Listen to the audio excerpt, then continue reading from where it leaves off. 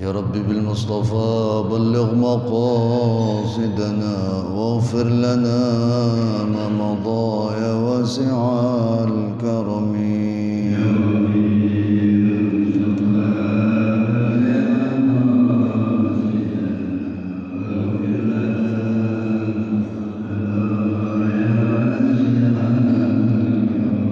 يا أكرم الخلق ما لمن ألوذ به سواك عند حلول الحادث العميم.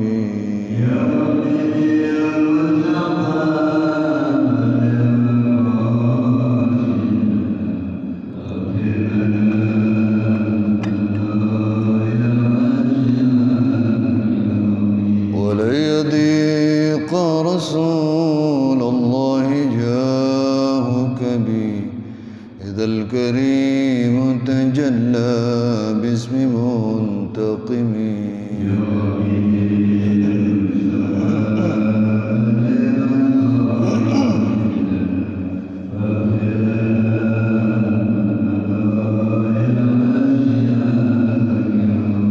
محمد سيد الكونين والثقلين والفريقين من عرب ومن عجم.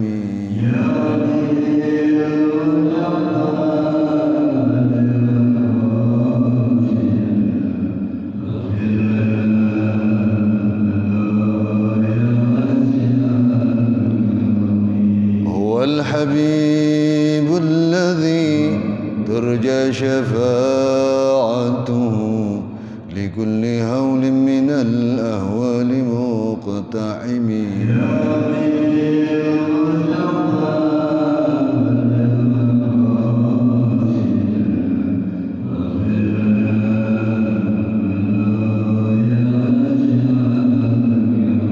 لعل رحمة ربي حين يقسمها تأتي على حسب من العصيان والقسم.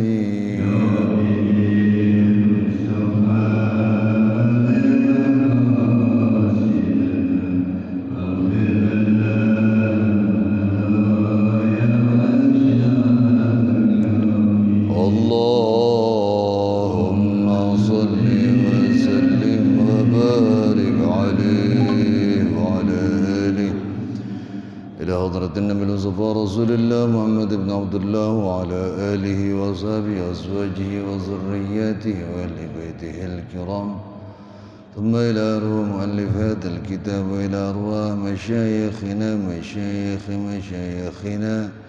وإلى أرواح من أحسن إلينا ومن أوصانا بالدعاء ومن ليس له زائر لنا ولأحبابنا شيء لله لهم الفاتحة. أعوذ بالله من الشيطان الرجيم. بسم الله الرحمن الرحيم. الحمد لله رب العالمين الرحمن الرحيم مالك يوم الدين. إياك نعبد وإياك نستعين. اهدنا الصراط المستقيم صراط الذين أنعمت عليهم غير المغضوب عليهم ولا الضالين. رب اغفر لنا ولوالدينا آمين. بسم الله الرحمن الرحيم. الحمد لله رب العالمين والصلاة والسلام على أشرف الأنبياء والمرسلين وعلى آله وأصحابه أجمعين. وبسندنا المتصل للمؤلف رحمه الله ودام النفع به وببركات علومه وبنا وبكم في الدارين آمين. رضي الله عني وعنكم. قال تعالى في محكم تنزيله وهو أصدق القائلين. أعوذ بالله من الشيطان الرجيم. بسم الله الرحمن الرحيم. اتل ما أوحي إليك من الكتاب وأقم الصلاة إن الصلاة تنهى عن الفحشاء والمنكر ولذكر الله أكبر والله يعلم ما تصنعون. Wa qala fi ayatin ukhra, a'udzu billahi minasyaitonir rajim, bismillahirrahmanirrahim, wasta'inu bis-sabri was-salah wa innaha lakabiratun illa 'alal khashi'in. Wa qala Rasulullah sallallahu alaihi wasallam fima yarwi an ashabihi, kana an-nabiy sallallahu alaihi wasallam idza hazabahu amr shalla sadaqallah wa sadaqa Rasulullah sallallahu alaihi wa alihi wasallam. Hadirat al-asatizah al-ajilla wal hadirin wal hadirat al-ahibbah, mari sama-sama kita panjatkan puji dan syukur kehadirat Allah Subhanahu wa taala, Zat yang telah menganugerahkan dan melimpahkan begitu banyak karunia dan nikmat-Nya kepada kita semua, terutama karunia dan nikmat-Nya berupa iman dan Islam serta sihah dan afiat.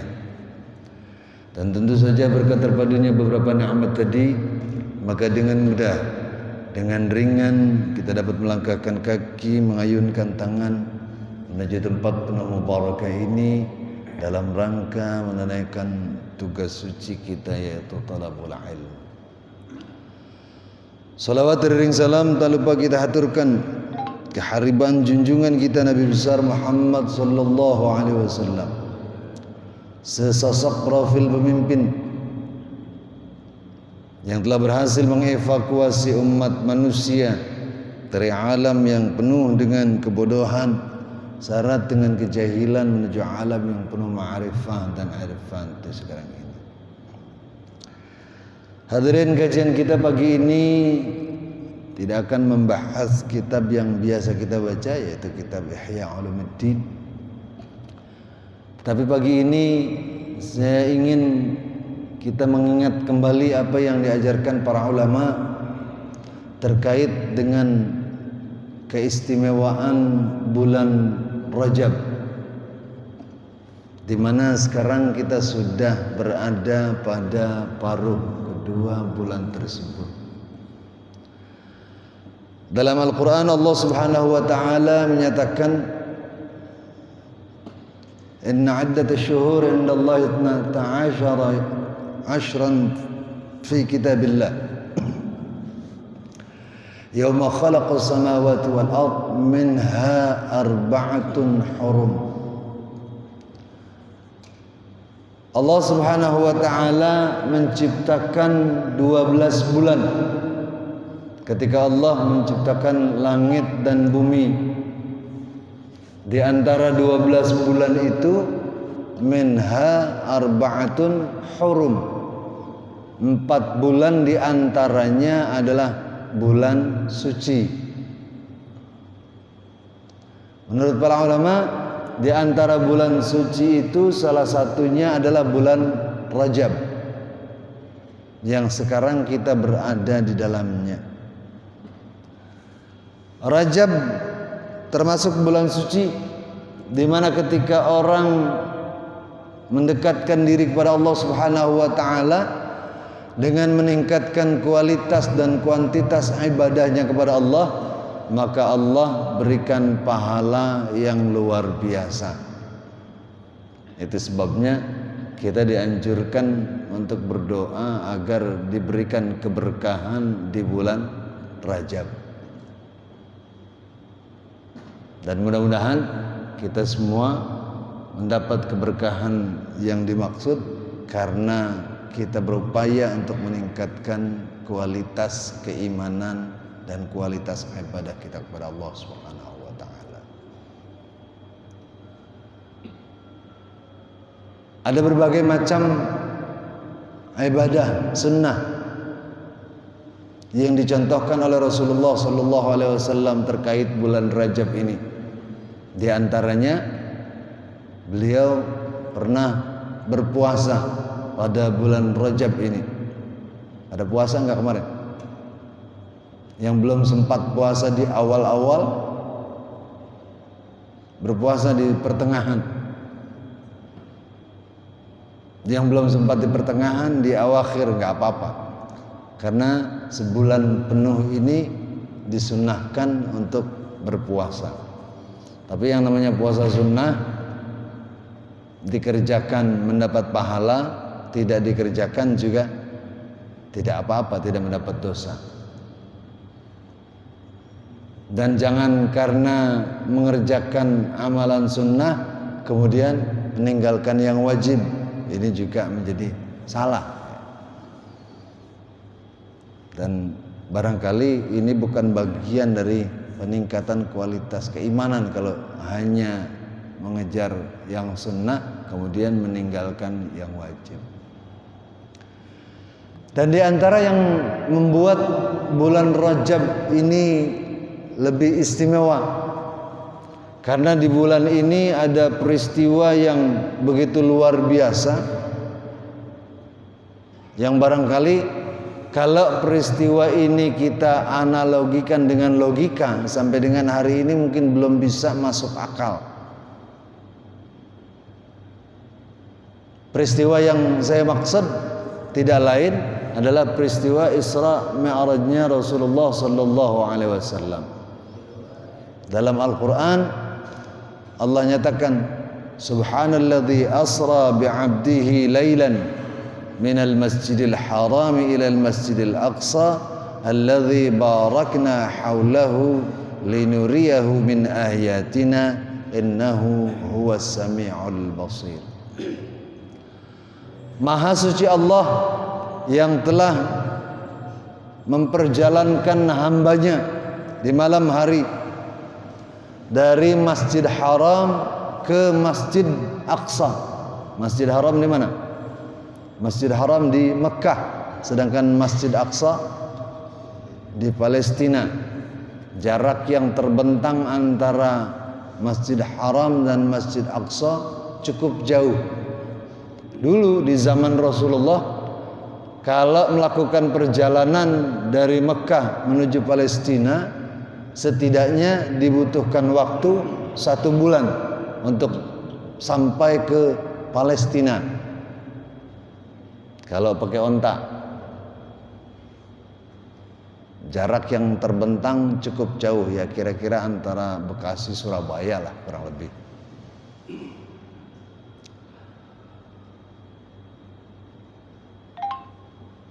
Dan Rasulullah saat melaksanakan peristiwa Isra Mi'raj ini tidak membutuhkan waktu terlalu lama. Dalam satu riwayat dijelaskan beliau berangkat setelah Isya dan sebelum subuh sudah kembali ke Masjid Haram. Kira-kira 6 sampai 7 jam. Padahal perjalanan darat yang dibutuhkan saat itu untuk menempuh perjalanan dari Mekah ke Palestina aja dibutuhkan 1 bulan. Sementara perjalanan beliau bukan hanya perjalanan darat, bukan hanya dari Masjid Haram ke Masjid Aqsa, melainkan lanjut menuju Sidratil Muntaha. Di mana Sidratil Muntaha? Ada yang pernah jalan-jalan ke sana?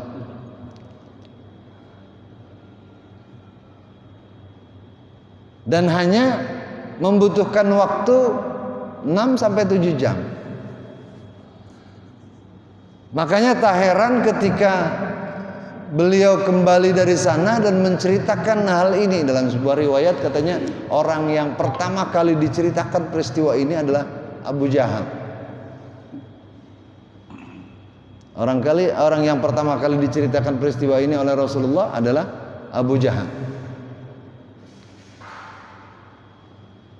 Beliau menceritakan baru saja melaksanakan perjalanan dari Masjid Haram ke Masjid Aqsa, kemudian ke Sidratil Muntaha menghadap Allah Subhanahu wa taala, dan kembali lagi ke Masjid Haram.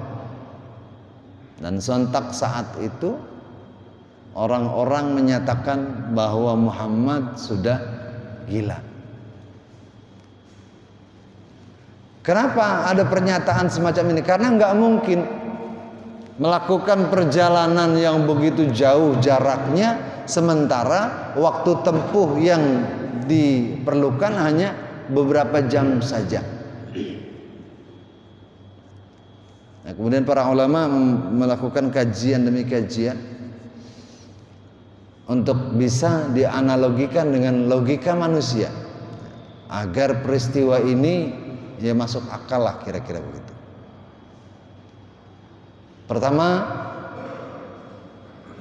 kajiannya adalah apakah Rasulullah SAW melakukan peristiwa Isra dan Mi'raj lengkap dengan ruh dan jasadnya atau dengan ruhnya saja. Para mufassirin berbeda pendapat mengenai hal ini. Ada mufassir yang menyatakan Rasulullah melaksanakannya hanya dengan ruhnya saja, tidak dengan jasadnya. Tetapi mufassir lain menyatakan kalau peristiwa ini dilakukan hanya dengan ruhnya saja, maka hampir sama dengan mimpi. Yang namanya mimpi, jangankan yang masuk akal, yang tidak masuk akal saja dalam dunia mimpi bisa terjadi. Kayak kita lagi nggak punya duit sama sekali, mimpi didatengin orang dikasih duit 3 miliar misalnya, bisa nggak? Namanya ngimpi, bisa-bisa aja. Tapi kalau kata para mufassirin yang lebih cenderung menyatakan bahwa Rasulullah melakukan Isra dan Mi'raj lengkap dengan ruh dan jasadnya, kalau peristiwa ini disamakan dengan mimpi, maka akan mengurangi nilai mukjizatnya. Oleh karenanya, mufassir yang menyatakan beda pendapat dengan kelompok pertama tadi, mereka berkeyakinan bahwa Rasulullah Shallallahu Alaihi Wasallam melakukan peristiwa ini dengan ruh dan jasadnya. Terbukti dalam surat Al-Isra Allah menyatakan Subhanalladzi asra bi'abdihi, Maha suci Allah yang telah mengisrakan hambanya. Di situ menggunakan kata abd. Kalau kata abd ini lengkap dengan ruh dan jasadnya. Sebab kalau hanya dengan ruhnya, bisa jadi redaksi yang digunakan Allah adalah Subhanalladzi asra bi ruhi abdihi. Maha suci Allah yang sudah mengisrakan ruh hambanya. Tapi nyatanya dalam Al-Quran tidak disebut kata ruh. Ini membuktikan, kata mereka, bahwa peristiwa Isra dan Mi'raj dilakukan lengkap dengan ruh dan jasadnya. Lantas kemudian kajian apa lagi yang bisa menyampaikan kita pada analogi logika agar peristiwa ini bisa masuk akal? Kalau kita berbicara sesama muslim, sesama orang-orang beriman kepada Allah, barangkali gampang. Karena ketika acuannya adalah iman kepada Allah dan iman kepada takdir Allah, selesai. Kalau Allah takdirkan bisa, pasti bisa. Kalau Allah takdirkan tidak bisa, ya tidak bisa. Tetapi celakanya ketika kita berbicara pada orang-orang yang lain keyakinan dengan kita, apalagi orang-orang yang tidak percaya dengan adanya Tuhan. Bagaimana kita menganalogikannya dengan logika agar mereka bisa percaya dengan peristiwa ini? Setidaknya ada ulama yang menyatakan kalau peristiwa ini tidak membutuhkan waktu tempuh terlalu panjang, barangkali kecepatan yang digunakan oleh Rasulullah adalah kecepatan cahaya. Kecepatan cahaya itu menurut Albert Einstein, ketika ukurannya atau parameternya adalah kilometer, kecepatannya kurang lebih 3.333 km per detik. Sedangkan jarak yang terbentang antara Masjid Haram dengan Masjid Aqsa ini kurang lebih 1.500 km. Jarak yang terbentang sedemikian rupa dengan kecepatan 3.333 km per detik, kira-kira butuh berapa menit? Paling 5-6 menit sudah sampai di sana. Lama apa cepat itu? Tetapi kemudian analogi ini tidak cukup ketika diukur dengan jarak yang terbentang antara planet bumi dan Sidratil Muntaha. Kurang waktunya, karena katanya dengan planet terjauh saja, antara yang terbentang planet bumi dengan planet terjauh, kalau kecepatan yang digunakan adalah kecepatan cahaya, dibutuhkan 1 minggu baru sampai. Balik lagi 1 minggu lagi baru sampai. Berarti butuh 2 minggu dengan kecepatan cahaya. Para ulama kemudian berkesimpulan bahwa ketika melakukan perjalanan dari Masjid Aqsa menuju Sidratil Muntaha, Rasulullah sallallahu alaihi wasallam didekap oleh malaikat Jibril, yang artinya menggunakan kekuatan dan kecepatan yang dimiliki oleh malaikat Jibril. Nah, ini udah ribet, ini susah ngitungnya. Siapa yang pernah ketemu Jibril? Artinya kalau Jibril diperintahkan Allah untuk membawa wahyu dari pusat informasi yang Allah miliki sampai kemudian disampaikan kepada Rasulullah, tidak membutuhkan waktu begitu lama.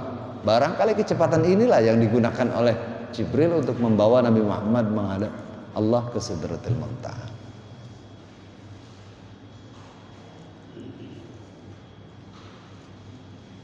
Tapi itu pun yang dilakukan oleh Jibril tidak lengkap dengan perjalanan ketika sudah sampai di lapis langit ke-7 dan kemudian ke Sidratil Muntaha, di mana Rasulullah menghadap Allah secara langsung. Dalam satu riwayat Jibril dinyatakan tidak ikut, sebab ketika naik tinggal 1 level lagi untuk menghadap Allah, saat Rasulullah bertanya, "Anda ikut atau tidak?" Jibril menjawab, "Saya tidak ikut." Kira-kira kalau dialognya dengan menggunakan analogi kita, Rasulullah bertanya, "Kenapa enggak ikut?" Beliau menjawab, "Lau taqaddamtu la taharrakt." Seandainya aku ikut menghadap Allah, maka aku akan terbakar di sana. Sedangkan Nabi Muhammad menghadap Allah ke Sidratul Muntaha tidak terbakar. Dapat kita ambil sebuah pembelajaran, sebetulnya lebih kuat mana? Nabi Muhammad apa malaikat Jibril?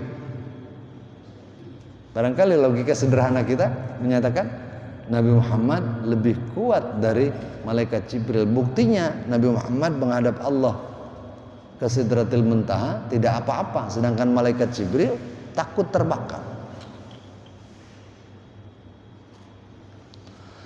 Dan yang paling penting dari itu semua, bahwa perjalanan beliau menuju Sidratul Muntaha untuk menghadap Allah Subhanahu wa taala tidak lain untuk menerima perintah salat secara langsung. Dan kita sudah dapat informasinya dari guru-guru kita, ada beberapa riwayat atau ada banyak riwayat menyatakan awalnya Rasulullah diwajibkan berapa rakaat? 50 rakaat. Sampai bertemu salah seorang nabi, beliau dinasihati kebanyakan, minta diskon. Bolak-balik sampai akhirnya begitu sudah sampai 5 waktu, Rasulullah saat disuruh minta lagi udah nggak mau. malu. Akhirnya 5 waktu itu menjadi kewajiban kita. Nah, lantas kemudian apa yang menjadi istimewa dari salat ini? Kok berbeda dengan perintah-perintah ibadah lainnya? Saat Allah perintahkan kita untuk berpuasa, perintahnya Allah sampaikan kepada malaikat Jibril sampaikan kepada Nabi Muhammad sampaikan kepada umatnya, maka puasa menjadi kewajiban bagi umat Islam. Begitu juga zakat, haji, perintahnya tidak secara langsung. Tetapi kenapa sholat harus langsung dari Allah Subhanahu wa ta'ala kepada Nabi Muhammad dan di Sidratil Muntaha? Para ulama melakukan berbagai analisa. Di antara analisa yang sampai kepada kita informasinya adalah apa yang dijelaskan oleh Syekh Mutawalli Asy-Sya'rawi. Beliau mengibaratkan perjalanan Rasulullah SAW menghadap Allah ke Sidratil Muntaha. Beliau gambarkan seakan-akan Rasulullah sedang membangun satelit di Sidratil Muntaha. Karena salat adalah wasilah atau sarana komunikasi antara seorang hamba dengan Tuhannya. Salat adalah sarana komunikasi antara seorang makhluk dengan Khaliqnya. Komunikasi yang bagus, komunikasi yang ideal, komunikasi yang lancar harus didukung dengan satelit yang bagus. Maka perjalanan beliau menghadap Allah untuk menerima perintah salat digambarkan sebagai sedang membangun sebuah satelit luar angkasa yang akan menjadi wasilah bagi lancarnya komunikasi antara kita dengan Allah. Ini sih logika, dianalogikan dengan logika aja supaya masuk akal ya, supaya kita bisa mencerna.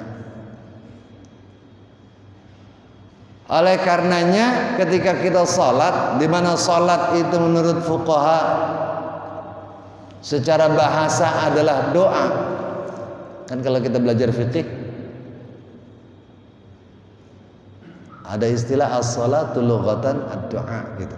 Salat secara bahasa artinya doa. Kalau kita salat atau kalau kita berdoa kepada Allah Subhanahu wa ta'ala, di mana ini adalah wasilah komunikasi kita, dimanapun kita melakukannya, baik di ruang tertutup atau di ruang terbuka, di dataran tinggi atau di dataran rendah, bahkan di tempat-tempat terpencil sekalipun, nggak ada istilah lemah sinyal, nggak ada istilah komunikasi terhambat dan seterusnya. Karena apa? Karena sudah didukung oleh satelit yang luar biasa. Makanya salat kita atau komunikasi kita kepada Allah akan selalu lancar, akan selalu tanpa hambatan, dimanapun, kapanpun, saat kita mau melakukannya pasti bisa tersambung pada Allah Subhanahu wa ta'ala. Cuman masalahnya kita sudah maksimal belum menggunakan alat komunikasi ini? Rasanya kalaupun kita melakukannya yang wajib saja misalnya,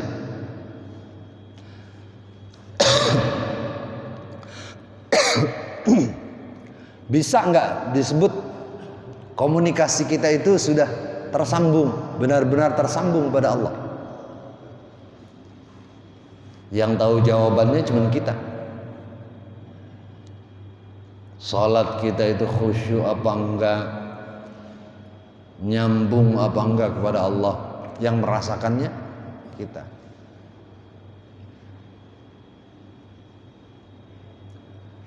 Dan uniknya, apa yang terjadi di mana merupakan efek dari salat, harusnya seperti apa yang Allah firmankan dalam surat Al-Ankabut ayat 25. Utlu ma uhiya ilaika minal kitab wa aqimis salat inna salata tanha 'anil fahsya'i wal munkar wa la dzikrullahi akbar wallahu ya'lamu ma tasna'un. Bacalah apa yang diwahyukan kepadamu dari Alkitab. Wa aqimis salat, dan dirikanlah salat. Inna salata tanha 'anil fahsya'i wal munkar. Sesungguhnya salat bisa mencegah perbuatan keji, juga mencegah perbuatan munkar. Wala dzikrullahi akbar. Dan banyaklah menyebut Allah Subhanahu wa taala yang Maha Besar. Wallahu ya'lamu ma tasna'un. Dan Allah adalah zat yang mengetahui apa yang kalian kerjakan. Inna salata tanha 'anil fahsya'i wal munkar. Sesungguhnya salat itu bisa mencegah perbuatan keji dan bisa mencegah perbuatan munkar. Seharusnya orang yang konsisten mendirikan salat, dia sudah tidak lagi melakukan perbuatan keji dan sudah tidak lagi melakukan perbuatan munkar karena dijaga oleh salatnya. Lantas kemudian dalam kenyataan keseharian kita, kok masih ada orang yang salatnya rajin, maksiatnya juga mendekatkan diri kepada Allah dengan sarana salat tadi rajin, tapi melakukan yang dilarang Allah juga rajin. Ada nggak? Ada yang kayak gini. Ini yang salah apanya? Pernyataan Allahnya yang salah atau salat kita yang belum bisa berfungsi sebagai pencegah dari perbuatan keji dan munkar tadi? Makanya kalau kata para ulama balaghah, para ahli sastra katanya, redaksi yang Allah gunakan dalam ayat ini uslubul khabar ala muqtadal insya katanya. Redaksinya kalimat berita, tapi di balik kalimat berita itu ada kalimat perintah yang apabila kita takdirkan, maka takdirnya akan menjadi ij'alu salatakum nahiyatan 'anil fahsya'i wal munkar. Jadikanlah salat kalian sebagai pencegah dari perbuatan keji dan pencegah dari perbuatan munkar. Saat kita sudah berupaya membangun komunikasi yang bagus dengan Allah, kita berupaya untuk mendekatkan diri kepada Allah agar kita bisa mendapat rahmat, mendapat ridha dan seterusnya dan seterusnya. Maka jangan pernah rusak kedekatan ini dengan melakukan hal-hal yang dilarang oleh Allah. Di antara yang dilarang Allah adalah perbuatan keji dan perbuatan munkar. Harusnya ketika kita sudah konsisten melaksanakan salat, kita coba untuk menghindari perbuatan keji dan munkar tadi agar salat kita benar-benar berfungsi dengan baik sesuai dengan apa yang diinformasikan Allah. Inna salata tanha 'anil fahsya'i wal munkar. Sesungguhnya salat itu bisa mencegah perbuatan keji dan munkar. Kalau ini sudah bisa kita lakukan, berarti kita sedang melakukan mi'raj, melakukan perjalanan panjang dari tempat kita berada menuju Allah Subhanahu wa taala. Itu sebabnya ada pernyataan yang menyatakan salat itu adalah mi'rajnya kaum mukminin. Salat yang bagaimana? Salat yang kualitasnya bisa mencegah perbuatan keji dan bisa mencegah perbuatan munkar. Nah, sekarang kita tanya diri kita. Ketika Allah mewajibkan kita untuk melaksanakan salat, dan salat harusnya berfungsi seperti tadi. Sudah seperti itukah salat kita? Kalau belum, berarti PR kita adalah merubah merubah cara berpikir kita, merubah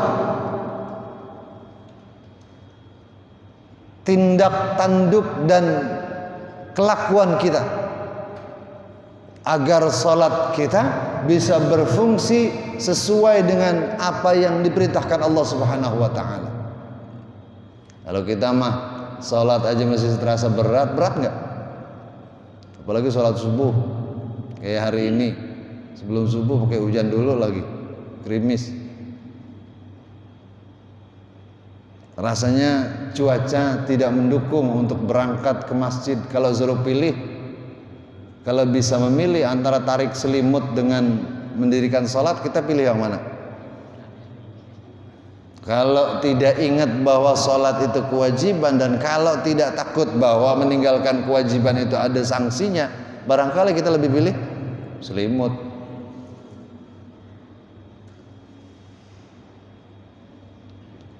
Salat kita masih terasa berat, dan barangkali kita belum termasuk kelompok orang-orang yang khusyuk. Nah, ini pernah kita bahas dalam kajian Ihya Ulumuddin. Kenapa mayoritas salat kita itu enggak terasa khusyuk buat kita? Padahal Allah nyatakan wasta'inu bis sabri was salah wa innaha lakabiratun illa 'alal khashi'in. Mintalah pertolongan pada Allah Subhanahu wa taala dengan kesabaran dan dengan mendirikan salat. Sesungguhnya melaksanakan salat ini sesuatu yang berat, kecuali bagi orang-orang yang khusyuk, orang-orang yang hatinya sudah bersih, orang-orang yang hatinya tidak lagi terpaut begitu besar terhadap urusan dunia. Masih ingat Al-Ghazali menyarankan kita untuk bisa membersihkan hati itu agar salat kita berkualitas, kita bisa khusyuk dalam mendirikannya. Di antara penyebab ketidakkhusyuan kita adalah pertama, hubbud dunia. Kita masih terlalu besar cinta kita terhadap urusan dunia. Bahkan kalau tidak salah waktu itu saya contohkan, seandainya azan berkumandang maghrib, katakan azan maghrib berkumandang, tiba-tiba datang seorang tamu, dan tamu ini datang bawain duit. Udah azan, kira-kira yang kita kerjain mana dulu? Sholat dulu apa nemuin tamu dulu? Kenapa? Tamunya bawain duit.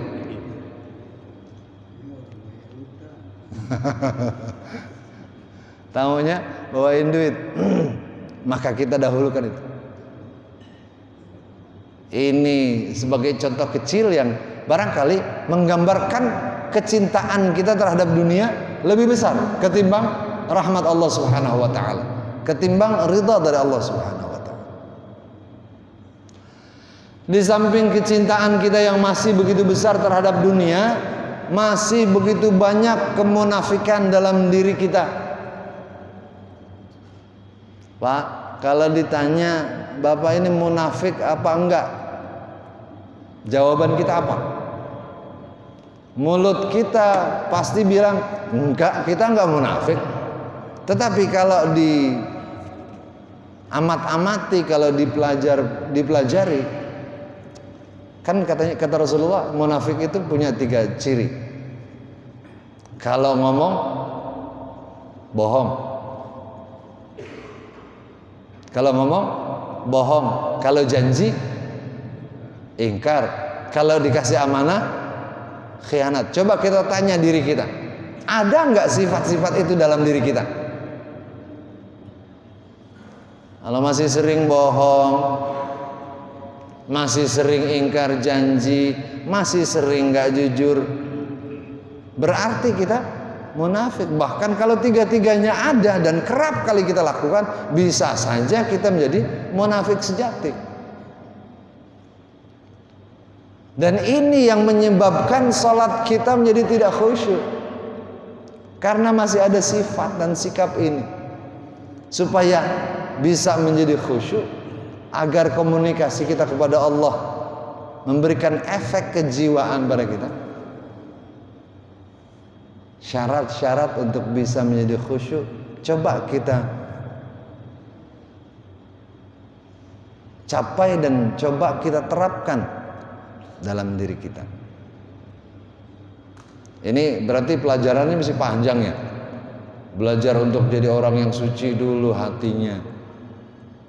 Belajar untuk bagaimana kita menempatkan diri saat kita bertakbir.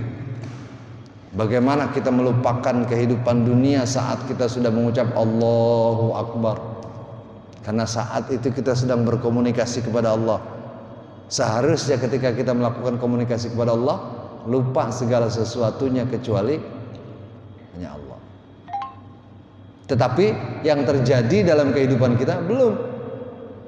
Nah, ini berarti PR bagi kita untuk bisa memperbaiki kualitas salat kita, agar dengan perbaikan yang kita lakukan kita bisa sampai pada apa yang dinyatakan Allah, bahwa salat itu bisa mencegah perbuatan keji dan bisa mencegah perbuatan munkar.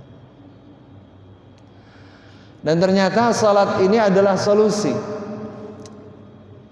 Para sahabat menyatakan, katanya, karena Nabi sallallahu alaihi wasallam idza hazabahu amr shalla. Rasulullah sallallahu alaihi wasallam apabila disusahkan oleh satu perkara, ya kira-kira apabila galau lah, saat sedang galau, maka beliau mencari solusi dengan mendirikan salat. Kita sering galau gak? Sering resah enggak? Kalau lagi resah, lagi gundah gulana, lagi gelisah, salat, insya Allah bisa mendatangkan ketenangan jiwa. Kalaupun salat kita masih kayak tadi, masih belum khusyuk, kita upayakan dan kita jadikan sebagai sarana latihan untuk mendekatkan diri kepada Allah dengan kekhusyukan. Adapun cara untuk bisa menciptakan kekhusyuan itu kita sudah pelajari dalam kitab Ihya Ulumuddin yang sudah kita baca. Dan mudah-mudahan ini menjadi pengingat buat kita. Mudah-mudahan ini menjadi rewarder buat kita, agar kita bisa meningkatkan kualitas salat kita, karena perjalanan yang dilakukan oleh Rasulullah untuk membangun satelit agar komunikasi kita kepada Allah Subhanahu wa taala demikian luar biasa. Dan kita wajib memanfaatkan sarana komunikasi ini untuk bisa mendekatkan diri kepada Allah Subhanahu wa taala, untuk bisa mencapai ridhanya Allah Subhanahu wa taala. Di samping itu, bulan Rajab adalah bulan ampunan Allah Subhanahu wa taala. Oleh karenanya para ulama mengajarkan kita untuk banyak-banyak beristighfar di bulan Rajab. Bahkan ada istighfar khusus bulan Rajab. Rabbighfirli warhamni wa tub alayya. Kalau bisa dibaca minimal 70 kali dalam sehari. Udah baca apa belum? Saya ingat dulu waktu nyantri di pondok pesantren An-Nur, guru saya mengajarkan supaya nggak berat baca Rabbighfirlinya dikasih nada, pakai lagu. Kalau kita ingin mencapai 70 kali, maka nadanya pakai 7 nada ya, supaya dalam satu bait itu bisa mencapai 7 kali. Asal kita ulang 10 kali udah sampai 70 kali. Kalau memang hari ini belum baca, kita baca bareng-bareng. Mudah-mudahan bisa menjadi kebiasaan kita, baik di bulan Rajab atau di luar bulan Rajab. Yang namanya istighfar itu kan memang dianjurkan dan diperintahkan, ya, terlebih di bulan Rajab ini.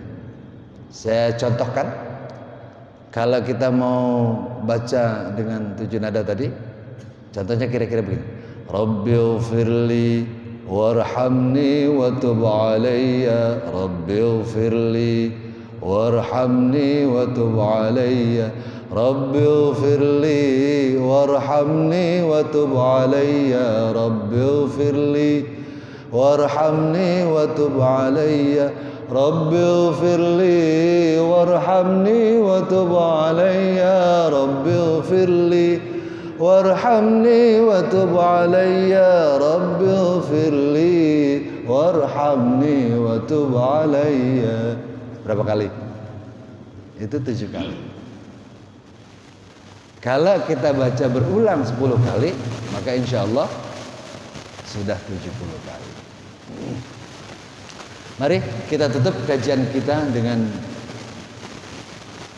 bermunajat kepada Allah Subhanahu wa taala. Kita minta dan kita mohon kepada Allah, semoga kiranya Allah ampuni dosa-dosa orang-orang tua kita yang telah mendahului kita.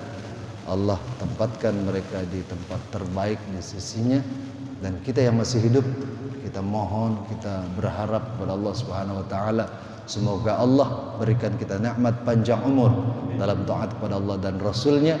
Allah berikan kita kekuatan iman dan Islam. Allah berikan kita taufik dan hidayah. Allah berikan kita rezeki yang banyak. Allah berikan kita Allah jadikan anak cucu kita anak cucu yang salihin, salihat, mutamassikin bi syariatillah wa sunnati nabiyyih. Kelak kita mati, mohon dimatikan dalam husnul khatimah. Ala hazihi niyyah wa ala kulli niyyatin salihah wa ala niyatil qabul wa tamami kulli sul wa ila hadratir rasul sallallahu alaihi wasallam.